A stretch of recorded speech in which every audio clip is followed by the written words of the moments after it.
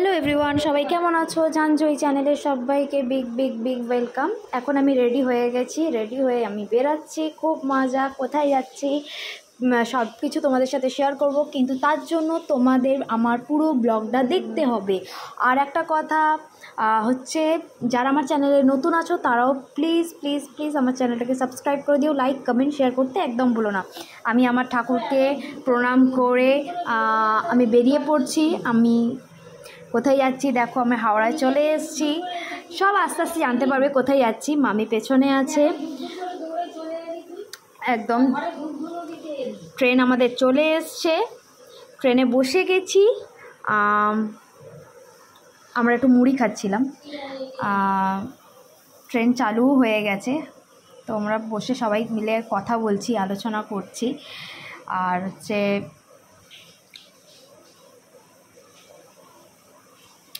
দেখো রাত্রিবেলা স্টেশনে কত ভিড়, ট্রেনটা ছেড়ে দিয়েছে। আস্তে আস্তে আমাদের গন্তব্যে পৌঁছবো। খুব মজা হয়েছে। এবং কালকে রাত্রিবেলা এখন হচ্ছে আমাদের মানে মুড়ি খেতে খেতে আমাদের অনেক গল্প হচ্ছিল, ঝালমুড়ি উঠেছিল। তারপর আমি বসে আছি, আর একটু আমি নিজেকেও দেখালাম, নিজে বসে বসে যাচ্ছি। খুব মজা হচ্ছে, খুব এক্সাইটেড আছি কেমন ঘোরা হবে না হবে। এবার হচ্ছে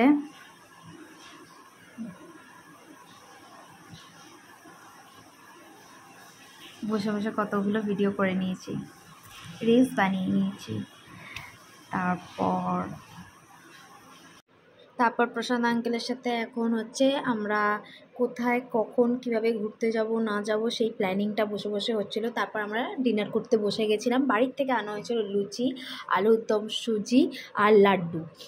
আমরা সবাই মিলে খুব বসে আনন্দ করতে করতে খাওয়া দাওয়া করে এবার আমরা গল্প আড্ডা নিয়ে বসেছি। প্রচুর হাসাহাসি মানে করা হচ্ছে। তারপর আমাদের রাত হওয়াতেই একদম ভোরবেলার দিকে আমার যখন ঘুমটা ভেঙে গেছে, একদম জানলা দিয়ে দেখছি, তখন মনে হচ্ছে কি সুন্দর ভোরের আলোটা, এত সুন্দর লাগছে। আমি পুরো জানলা দিয়ে বসে বসে দেখছিলাম। দেখো আস্তে আস্তে ভোর হয়ে গেছে মানে।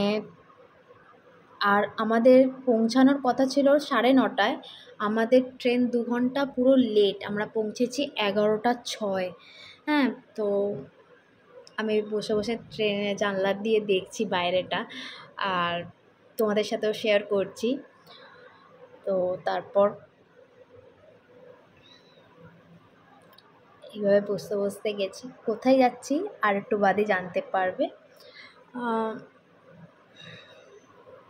প্রায় চলেই আসার মতন, কিন্তু না, অনেকটা লং জার্নি, কিন্তু এডিট করে করে কেটে কেটে দেখিয়েছি। ব্রিজটা পার হচ্ছে, কি অসাধারণ দেখতে লাগছে না? প্রচুর ধান ক্ষেত, জানো তো, দেখতে কি অসাধারণ লাগছে। মানুষ ধান কাটছে, করছে। দেখো ব্রিজ পার হচ্ছে, এই ব্রিজটা পার হচ্ছে। চলে এসছি কাশি চলে এসছি। কাশি ব্রিজ পার হচ্ছি, কাশি ব্রিজটা পার হচ্ছি। বিশাল বড় গঙ্গা। আমরা এই জানলাটায় বসেছিলাম, ওই জানলাটা থেকে বেনারস ঘাটটা পুরো দেখা যেত, মানে কাশির পুরো ঘাটটা দেখা যেত। এবার বলেই দিই, যখন অর্ধেক বলেই ফেললাম, তো আমরা চলে এসেছি বেনারস ফাইনালি। একবার প্ল্যান হওয়ার পর ক্যান্সেল হয়ে গেছিলো, এখন হর হর মহাদেব চলে এসেছি বেনারসে, ফুল ফ্যামিলি প্লাস প্রশান্ত আঙ্কেল। আর এখন আমরা ট্রেন থেকে নেমে আমরা এখন যাচ্ছি। তো আমার মামি বলছে, তুই রেখে দে ফোনটা, রেখে দে, এখন হাট। এটা হচ্ছে বেনারস স্টেশনটা, এখানে আমরা দাঁড়িয়ে আছি। আমাদের হোটেল থেকে কিভাবে যাব না যাবো সেইভাবে কথা বলছি। তো এই হচ্ছে বেনারসের স্টেশনটা, তোমাদের দেখিয়ে দিলাম। এবার আমরা আমাদের গাড়ির দিকেই যাচ্ছি।